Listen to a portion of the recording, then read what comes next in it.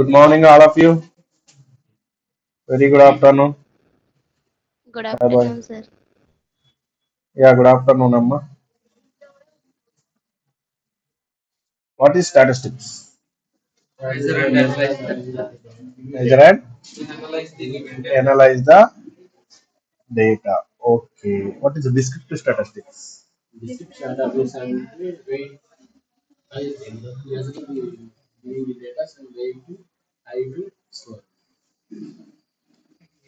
What is descriptive statistics? Deepika, describing the data. What is inferential statistics? Swati?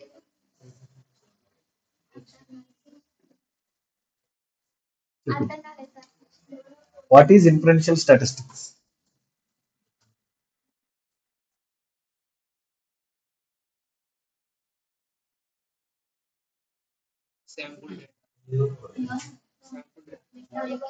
Hmm. Sample data. Nice. ఇది బట్టి వేసేనా ఓకేనా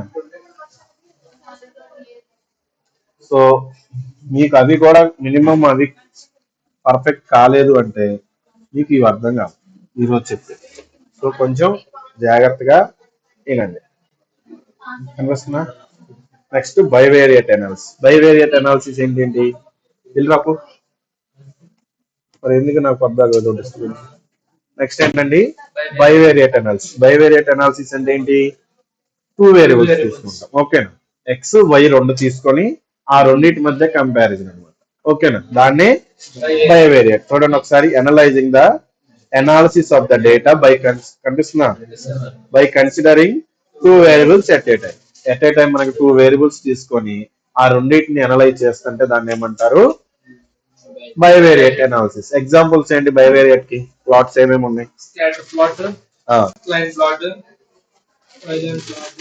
ఉన్నాయా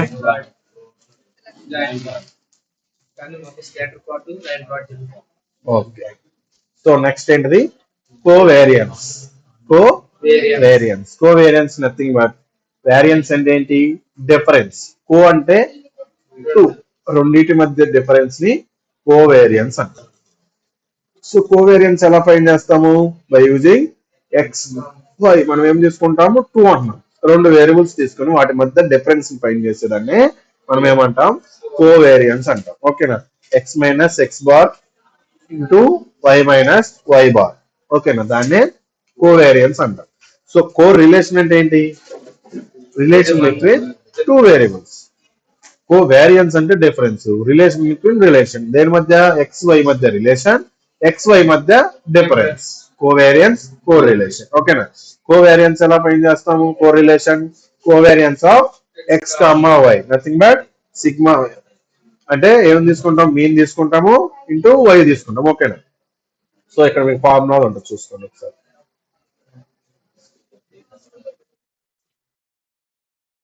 xi minus x bar into y minus y bar root of x minus x into x bar whole square into y minus y bar whole square root అని చూస్తున్నారా next ఏంటంటే ఆ correlation అనేది డేటాలో మనకి ఎలా ఉంటది అనేది ఇంపార్టెంట్ మనకి డేటా అనేది స్ట్రాంగ్ కోరిలేట్ అయి ఉండాలి strong correlate nothing but data ఏది కోరిలేట్ అయి ఉండాలి ఒక డిపెండెంట్ కాలం ఒక ఇండిపెండెంట్ కాలం కోరిలేట్ అయి ఉండాలి అర్థమవుతున్నాం ఒక డిపెండెంట్ కాలం ఒక ఇండిపెండెంట్ కాలం అనేది కోరిలేట్ అయి ఉండాలి independent column dependent column nothing but independent columns అంటే ఇన్పుట్స్ ఒక ఇన్పుట్ కి ఇంకొక ఇన్పుట్ కి సంబంధం ఉంటుందా ఉండదు కానీ ఈ ఇన్పుట్స్ అన్ని ఇన్పుట్స్ మీద మనకి అవుట్పుట్ అనేది డిపెండ్ అయి ఉంటుంది అందుకని ఇన్పుట్స్ అనేవి ఇండిపెండెంట్ కాలమ్స్ అంటాము అవుట్పుట్ అనేది డిపెండెంట్ కాలం అంటాం ఓకేనా క్లారిటీ వచ్చిందా సో నెక్స్ట్ మనకి డేటా అనేది కోరిలేట్ అయి ఉండాలంటే నథింగ్ బట్ ఒక ఇన్పుట్ కాలం ఒక అవుట్పుట్ కాలం మధ్య డిఫరెన్స్ అది ఏదైతే రిలేషన్ ఉంటుందో అది స్ట్రాంగ్ గా కోరిలేట్ అయి ఉండాలి అర్థమవుతుందా సో నాకు స్ట్రాంగ్ కోరిలేషన్ అంటే డేటా అంతా ఒకే దగ్గర మ్యాచ్ అవడం అనమాట ఫర్ ఎగ్జాంపుల్ నేను డేటా తీసుకున్నాను అంటే నేను ఏదైతే డేటా తీసుకుంటున్నానో నాకు మాక్సిమం ఏమవుతుంది డేటా మొత్తం కోరిలేట్ అవుతుంది అర్థమవుతుందా సో నేను ఎక్స్ వై రెండు ఈక్వల్ గా లీనియర్ గా ఇంక్రీజ్ అవుతుంది అర్థమవుతుందా సో ఎక్స్ తో పాటు వై కూడా ఈక్వల్ గా ఇంక్రీజ్ అవుతుంది సో లీనియారిటీ అనేది రెండింటికి ఈక్వల్ గా ఉంది సో దాని రెండింటిని మనం ఏమంటున్నాము, కోరిలేషన్ అంటాము. స్ట్రాంగ్ గా కోరిలేట్ ఉందంటాం పాజిటివ్ సైడ్. అంటే నథింగ్ బట్ మనకు డేటా తీసుకునేది అంతా పాజిటివ్ సైడే ఉంది కదా. ఇఫ్ ఇన్ కేస్ నేను ఎలా తీసుకున్నాను అంటే ఏమవుతుంది, డేటా అనేది కోరిలేట్ అవుతుంది. కాకపోతే డేటా అనేది నెగిటివ్ సైడ్ కోరిలేట్ అవుతుంది. అర్థమవుతుందా? ఇక్కడ ఏమవుతుంది, ఇంక్రీజ్ అవుతుంది, డిక్రీజ్ అవుతుంది, ఇంక్రీజ్ అవుతుంది, డిక్రీజ్ అవుతుంది, డిక్రీజ్ అవుతుంది, డిక్రీజ్ అవుతుంది. అర్థమవుతుందా? అలా అనమాట. ఇక్కడ చూడండి, మీడియం పాజిటివ్ కోరిలేషన్. కొంత డేటా వరకు మనకి ఏమవుతుందంటే కోరిలేట్ అవుతుంది. టోటల్ డేటా మనం తీసుకున్న డేటా అనేది ఎలా అయినా ఉండొచ్చు, తీసుకున్నప్పుడు ఎలా అయినా ఉండొచ్చు. దీంట్లో తీసినప్పుడు ఏంటంటే కొంత డేటా అనేది కోరిలేట్ అవుతుంది, కొంత డేటా అనేది కోరిలేషన్ కి రిలేటెడ్ గా లేదు. బట్ కోరిలేషన్ అనేది ఎక్కువ శాతం ఉంది, అంటే పాజిటివ్ కోరిలేషన్ ఉంది, బట్ స్ట్రాంగ్ గా లేదనమాట కోరిలేషన్ అనేది. మనం కోరిలేషన్ చెక్ చేస్తున్నాం, నథింగ్ బట్ ఏమేమి చూసుకోవాలి, ఏమేమి చూసుకోవాలి, ఏ డేటా, ఒక డిపెండెంట్ కాలం, ఒక ఇండిపెండెంట్ కాలం, నథింగ్ బట్ ఒక ఇన్పుట్, ఒక అవుట్పుట్. ఈ రెండింటి మధ్య మనకి రిలేషన్ ఏదైతే ఉందో కోరిలేషన్ అనేది మంచిగా ఉండేలా చూసుకోవాలి. ఓకేనా? నెక్స్ట్ నేను చూడండి, ఇక్కడ ఏదైతే తీసుకుంటున్నానో ఇది వీక్ కోరిలేషన్.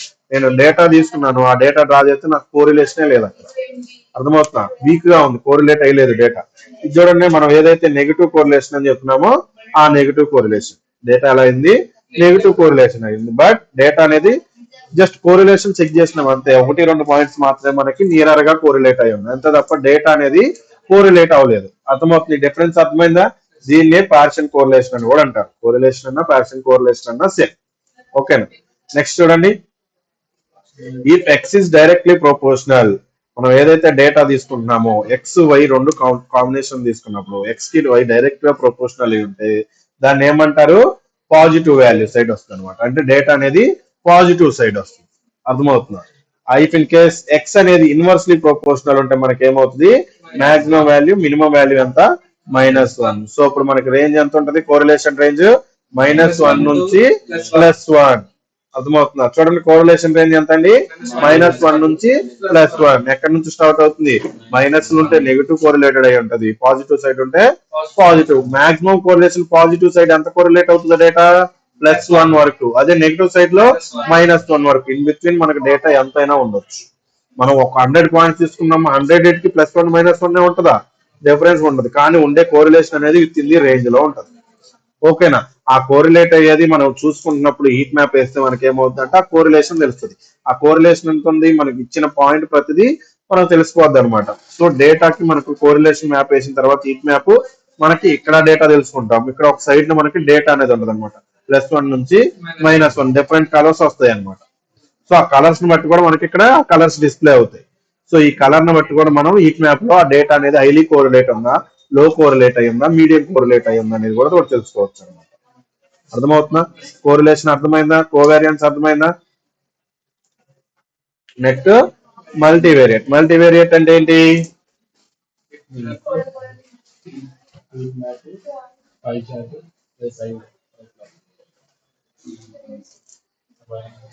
నెక్స్ట్ అమ్మా,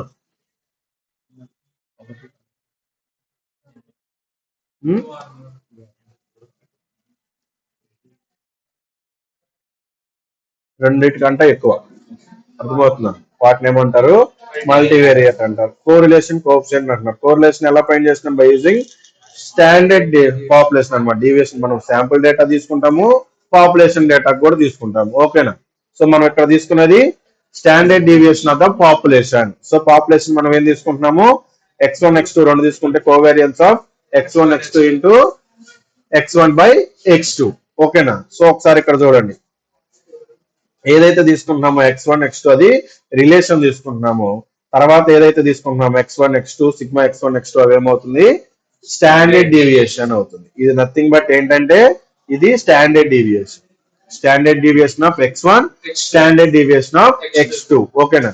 చూడండి, in the correlation matrix the upper and lower triangle matrix is same. Upper and lower triangle matrix are same with the diagonals values are 1. చూడండి ఒకసారి ఇక్కడ మీకు చూడండి, ఇక్కడ చూడండి మ్యాట్రిక్స్ ఉంది 1 1 1, డయాగోనల్స్ అనేవి 1 ఉన్నాయి. కానీ మనకేమన్నారు, అప్పర్ లోవర్ ట్రయాంగిల్స్ అనేవి సేమ్ ఉంటాయి అన్నారు. P121 P21 సేమ్ కదా, P12 P21 డేటా సేమ్ ఉంటుంది. ఫర్ ఎగ్జాంపుల్ వన్ లో 1/2 into 2 ఉంది అనుకోండి, 2/1 into 1 ఉంది. ఓకేనా? సో ఇప్పుడు ఇది చేసిన సేమ్ కదా వచ్చేది. అర్థమవుతుంది? అలా కోరిలేషన్ డేటా అనేది రెండింటికి సేమ్ ఉంటది. అర్థమవుతుందా? Next, the diagonal elements are 1 because the correlation of variable with self is always 1. Correlation మనకి ఎంత ఉంటుంది? మాక్సిమం 1. మనకి మన డేటా ఎక్కువ డయాగోనల్ గా చెక్ చేసినప్పుడు ఎంత ఉండాలి? ఒకదానికి ఒకటి, నథింగ్ బట్ ఇప్పుడు నేను ఎక్స్ వై జెడ్ తీసుకున్నా, ఎక్స్ వై జెడ్ తీసుకున్నా. ఓకేనా? ఈ రెండింటికి మధ్య సేమ్ డేటా, సో మనకి మన మాక్సిమం ఎంత ఉంటది? 1 ఉంటది. వై మధ్య కూడా 1 ఉంటది. వైకి జెడ్ కూడా 1 ఉంటది. సేమ్ డేటా కదా, మాక్సిమం కోరిలేషన్ 1 ఉంటది అక్కడ. సో మనం ఈ రెండింటి కంపేర్ చేస్తున్నప్పుడు మనకి వాల్యూస్ అనేవి చేంజ్ అవుతాయి. చేంజ్ అయ్యే వాల్యూస్ కూడా ఎట్లా ఉంటది? ఎక్స్ వై కి వైఎక్స్ కి రెండింటికి సేమ్ ఉంటది, ఎక్స్ జెడ్ కి జెడ్ఎక్స్ కి రెండు సేమ్ ఉంటది. అర్థమవుతుందా? అలా అర్థమైందా ఇది? Next, cumulative density function. అర్థమవుతుందా? Online Yes, sir. Yes, sir. ఓకేమ్మా. Next, cumulative density function. ఓకేనా? నెక్స్ట్ ఏంటిది? Cumulative density function. ఇవన్నీ ఇప్పుడు చెప్పేవన్నీ ఇంపార్టెంట్, ఇంటర్వ్యూ క్వశ్చన్స్ కూడా. సో కొంచెం జాగ్రత్తగా. Cumulative density function nothing but CDF అనమాట. The CDF of it gives the probability the random variable x takes the value less than or equal to the given point. ఏమంటున్నారు? మనం ఏదైతే CDF probability, CDF nothing but probability calculate అవుతుంది. తీసుకునే data ఏముంది? Random variable. Random గా ఒక value x తీసుకుంటే దాని వాల్యూ ఎంత ఉండొచ్చు? Less than or equal to the given point. మనం ఏదైతే డేటా ఇస్తామో దానికి లెస్ దెన్ అయినా ఉండొచ్చు, ఈక్వల్ టు దట్ పాయింట్ అయినా ఉండొచ్చు. ఏది? CDF value. ఓకేనా? నెక్స్ట్ ఇక్కడ చూడండి, it is used in both discrete and continuous data. మనం ఈ పాయింట్ ఏదైతే తీసుకున్నామో అది డిస్క్రీట్ డేటాలో తీసుకోవచ్చు, కంటిన్యూస్ డేటాలో కూడా తీసుకోవచ్చు. The CDF is normalised to represent the probabilities. ఏమంటున్నారు? CDF is normalised represent the probabilities range ఎక్కడ నుంచి? 0 నుంచి 1 వరకు. విత్ ఇన్ ఏదైతే రేంజ్ తీసుకున్నామో దాన్ని CDF వాల్యూ అంటాం. CDF వాల్యూ వచ్చే వాల్యూ మనకి విత్ ఇన్ 0 to 1 మాత్రమే తీసుకుంటాం. అర్థమవుతుందా? సో నెక్స్ట్, ఇది ఎలా క్యాలిక్యులేట్ చేస్తాము? CDF అంటే f of x equal to probability of x by xi nothing but sigma into p of xi less than or equal to x. Just nothing but మనం ఏదైతే రాసినామో ఇక్కడ అదే ఫార్ములా చెప్తుంది. అర్థమవుతుందా? సో నెక్స్ట్, ఇది కొంచెం వినండి. మనకి ఏదైతే డేటా ఇచ్చినామో అది ఓన్లీ మనకి ఇన్పుట్ డేటా, దాని యొక్క ప్రాబిలిటీస్ మనమే ఫైండ్ చేయాలి. సో అర్థమవుతుంది? x ఈక్వల్ టు x అనుకున్నాం అంటే small x equal to capital X అనుకోండి. మనకి ఇన్పుట్ డేటా ఏంటి? 1 2 3 4. సో ఇప్పుడు x ఈక్వల్ టు 0.1 తీసుకున్నాను. ఓకేనా? మళ్ళీ x ఈక్వల్ టు 2 తీసుకుంటున్నప్పుడు ఏమవుతుందంటే ఈ x వాల్యూ 1 వాల్యూ ఉందో చూస్తున్నారా? 1 వాల్యూ ప్లస్ 2 కి వచ్చే ఇన్పుట్ వాల్యూ అవుట్పుట్ వాల్యూ ఏదైతే ఉందో ఈ రెండింటిని యాడ్ చేస్తాం. అర్థమవుతుందా? మళ్ళీ 3కి వెళ్ళేటప్పుడు ఏమవుతుందంటే ఈ రెండింటికి వచ్చిన అవుట్పుట్ వాల్యూ P1 అంటే x1 కి వచ్చింది, x2 కి వచ్చింది, క్యాలిక్యులేట్ చేసిన దాంతో వచ్చిన దాంతో పాటు మళ్ళీ x3 వాల్యూ కూడా యాడ్ చేస్తాం అనమాట. అర్థమవుతుందా? అలా ఒక్కొక్కటి యాడ్ చేసుకుంటూ వెళ్తున్నప్పుడు దాని ఎంత ఉండాలి? ప్రాబిలిటీ రేంజ్ అనేది less than or equal to 4. That is nothing but 1 వరకు ఉండొచ్చు. మనం ఇక్కడ 4 ఇన్పుట్స్ తీసుకున్నాం కాబట్టి 4 అంటున్నాం. 5 తీసుకుంటే 5 అవుతుంది, 6 తీసుకుంటే 6 అవుతుంది. మనం ఎన్ని తీసుకున్నా దాని యొక్క అవుట్పుట్ మన మాక్సిమం ఎంత రావాలి? 0 నుంచి 1 రావాలి. అర్థమవుతుందా? దాన్ని ఏమంటున్నారు? Since this is the total probability for all possible outcomes. మనం ఎన్ని అయితే తీసుకున్నామో అన్ని. అర్థమవుతుందా? CDF వాల్యూ నథింగ్ బట్ ఎంత తీసుకుంటది? 0 నుంచి 1 తీసుకుంటుంది. అది మనం ఎలా క్యాలిక్యులేట్ చేస్తాము? ప్రీవియస్ అవుట్పుట్ తో పాటు ఇప్పుడు వచ్చిన ఇన్పుట్ ని రెండింటిని యాడ్ చేసి మళ్ళీ ఫ్యూచర్ లో కూడా యాడ్ చేస్తాం అనమాట. అర్థమవుతుందా? నెక్స్ట్ ఏంటిది? Point estimate. నథింగ్ బట్ ఒక పాయింట్ ఎస్టిమేట్ నథింగ్ బట్ ఏమవుతుంది అంటే ఒక పాయింట్ స్పెసిఫై చేస్తుంది అనమాట. నథింగ్ బట్ ప్రాబిలిటీస్ తీసుకుంటున్నాం. ఫర్ ఎగ్జాంపుల్, ఎలక్షన్స్ రిజల్ట్స్ చెప్తారు. రిజల్ట్స్ రాకముందు మనం ఏం చేస్తున్నాం? ఇదేంటిది? సర్వే, వాటర్ సర్వే ఉంటాయి కదా. ఆ వాటర్ సర్వే ఏం చెప్తున్నారు? ఈ రేంజ్ నుంచి ఈ రేంజ్ వరకు వస్తాయని చెప్తున్నారు. కానీ ఎగ్జాక్ట్ గా ఇదే వస్తుందని చెప్తారా? చెప్పరు. విత్ ఇన్ ది రేంజ్ చెప్తారు. కానీ మన పాయింట్ ఎస్టిమేట్ ఏం చేస్తుంది అంటే బై అన్నోన్ పాపులేషన్ డేటా కూడా నేను ఈ పాయింట్ అని చెప్తాను అనమాట. బట్ అది క్లారిటీగా మనం చెప్పగలుగుతామా? పాపులేషన్ డేటా మనం చెప్పగలుగుతామా? ఒక శాంపుల్ డేటాకి అయితే చెప్పగలుగుతాం, కానీ పాపులేషన్ డేటాకి చెప్పలేం. బట్ మనకి ఏమంటున్నారు అంటే పాయింట్ ఎస్టిమేట్ అనేది నేను ఆ పాయింట్ అని చెప్తాను. చూడండి, it is a single value that is used to estimate on the unknown population parameter. ఏదైతే అన్నౌన్ పాపులేషన్ ఉంటుందో ఆ డేటానే మనకు తెలియదు, పాపులేషన్ డేటా. అలాంటిది ఆ డేటాకి ఒక పాయింట్ ఎస్టిమేట్ అని, ఒక పాయింట్ ఏంటి ఎస్టిమేట్ నథింగ్ బట్ ఒక ప్రిడిక్ట్ చేస్తుంది ఒక పాయింట్. ఇఫ్ ఇన్ కేస్ నేను ఎలక్షన్ సర్వేలోనే చేసినాను, ఒక 100 సీట్స్ ఉంటే నేను 90 వస్తాయి అంటాను, వస్తాయా? May not be, but maximum 99.99% chances ఉండదు ఎగ్జాక్ట్ గా రాని కోసం. ఓకే, ఎందుకంటే మనం ఎక్కడైనా పాపులేషన్ డేటా ఫైండ్ చేస్తామా? చేయలేము. ఇప్పుడు నాకు ఒక కాన్స్టిట్యూషన్ కి 2 lakhs ఓట్స్ ఉంది, 10 కాన్స్టిట్యూషన్ కి ఎంత అవుతాయి? 20 lakhs ఓట్స్ అవుతాయి. ఈ 20 lakhs ఓట్స్ క్యాల్కులేట్ చేస్తారా? మాక్సిమం వాడు చేసిన 1 lakh ఓట్స్ చేస్తాడు. ఈ 1 lakh ఓట్స్ తో నువ్వు మిగతా 19 lakhs ఓట్స్ ప్రిడిక్ట్ చేస్తావా? చేయలేవు. చేసి ఎగ్జాక్ట్ పాయింట్ చెప్పగలుగుతామా? చెప్పలేము. కానీ ఇక్కడ ఏమంటున్నారంటే నేను చెప్తా అంటున్నారు. అర్థమవుతుంది? సో ఇది మనకు పాజిబుల్. సో ఇదే పాయింట్ ఎస్టిమేషన్ లో డిసడ్వాంటేజ్. అర్థమవుతుందా? డిసడ్వాంటేజ్ ఏంటంటే ఇదే అనమాట. సో ఇక్కడ point estimation for population mean is nothing but sample mean. మనకి శాంపుల్ డేటానే కదా తీసుకునేది, పాపులేషన్ డేటా తీసుకుంటాము తెలియదు మనకు తీసుకోనికి అసలు. So we usually collect data from the sample of the population. Next ఏముంది? we use the sample data to calculate the point estimate, which gives a single value we believe is closer to the actual population parameter. Possible? మనం తీసుకునేదే sample data తీసుకుని ఇప్పుడు నేను చెప్పిన example prediction 1 lakh oats కి 20 lakhs oats కి నేను చెప్తానంటే అవుతుందా? అదే కదా జరుగుతుంది. పాసిబుల్ కాదు. ఎగ్జాక్ట్ గా నేను చెప్తా అని చెప్తున్నారు. కానీ ఒకసారి లిమిటేషన్ చూడండి. A point estimation provides specific value without conveying how accurate or reliable the point estimation was. అర్థమవుతుందా? ఏదైతే పాయింట్ తీసుకున్నామో అది ఎంత యాక్యురేట్ గా మనం చెప్పలేం. అర్థమవుతుందా? ఖచ్చితంగా అదే వస్తుందా? చెప్పలేము. కానీ ఏం చెప్తుంది ఇక్కడ? చెప్తుంది నీరే వాల్యూ చెప్తా అంటుంది. కానీ అది తీసుకునే వాల్యూ ఖచ్చితంగా మనం చెప్పగలుగుతామా? చెప్పలేం. So to assess the reliability of the point estimate you need to calculate the confidence interval or margin error. ఇప్పుడు మనకు అది ఎగ్జాక్ట్ గా తెలియాలి అంటే మనం ఏం చేయాలి? ఫర్ ఎగ్జాంపుల్ మనం చెప్తాం 1 lakh ఓట్స్ తీసుకున్నాం కాబట్టి, డిఫరెంట్ పీపుల్ తీసుకున్నాం కాబట్టి ఒపీనియన్ బేస్డ్ ఒక 80 నుంచి 60 సీట్స్ అంటే 60 నుంచి 80 వస్తాయి ఇన్ బిట్వీన్ చెప్తాం. లేదంటే 70 నుంచి 75 ఇన్ బిట్వీన్ చెప్తాం. ఇన్ బిట్వీన్ ఛాన్సెస్ ఉంటుంది, నియర్ వాల్యూ ఛాన్సెస్ ఉంటుంది. సో బట్ పాయింట్ గా నేను 70 వస్తాయని చెప్పగలనా? చెప్పలేం. అది మనకు డిసడ్వాంటేజ్. సో ఈ డిసడ్వాంటేజ్ మనం ఎలా కన్వే చేయాలంటే by taking confidence interval. Confidence interval nothing but interval అంటే ఏంటి? బిట్వీన్ పాయింట్స్, ఇక్కడ నుంచి ఇక్కడ వరకు. ఎలా అయితే మనం చెప్పగలుగుతాం. అర్థమవుతుంది? క్లోజెస్ట్ పాయింట్ చెప్పొచ్చు మేబీ, కానీ ఎగ్జాక్ట్ వాల్యూ చెప్పలేం. అర్థమవుతుంది? So point estimation of population mean అంటే ఏం చెప్తాం? The population estimate for population mean is sample mean. Population mean మనం ఎక్కడ తీసుకున్నాం? శాంపుల్ మీన్ కన్సిడర్ చేసుకుంటాం. So mu equal to xi x bar తీసుకున్నాం అంటే నథింగ్ బట్ 1/n తీసుకున్నాం. ఏంటంటే మనం ఎంత శాంపుల్ డేటా కన్సిడర్ చేసినామని, total data x input value అని తీసుకున్నామని. ఓకేనా? Where nothing but point estimation of the population mean. x అంటే శాంపుల్ మీన్, మనం ఎంత అయితే అంత కన్సిడర్ చేస్తున్నాం. నెంబర్ ఆఫ్ శాంపుల్స్ ఏదైతే ఉందో అది n+ లో తీసుకుంటాం. x సైడ్ నథింగ్ బట్ ఎన్నైతే ఇండివిజువల్ గా మనం ఒపీనియన్స్ తీసుకున్నామో ఆ ఒపీనియన్స్. ఓకేనా? నెక్స్ట్ ఏంటిది? Example. If you have 5 students heights, ఒక 5 స్టూడెంట్స్ యొక్క హైట్స్ తీసుకున్నారు, డిఫరెంట్ హైట్స్. సో దానికి ఒక పాయింట్ ఎస్టిమేషన్ తీసుకున్నాం మనకి ఎంత అవుతుంది? ఒక వాల్యూ మామూలుగా ఫైండ్ చేస్తే 170 అవుతుంది. If the point estimation for population mean height is 170 centimetres. అర్థమవుతుంది? ఎలా ఎగ్జాక్ట్ గా చెప్తుంది. సో ఇక్కడ 5 స్టూడెంట్స్ చెప్పినావు 5 lakhs ఉంటాయి, 10 lakhs ఉంటాయి, 50 lakhs ఉంటాయి. Is it possible? అర్థమవుతుంది? అలా అనమాట. నెక్స్ట్ ఏంటిది?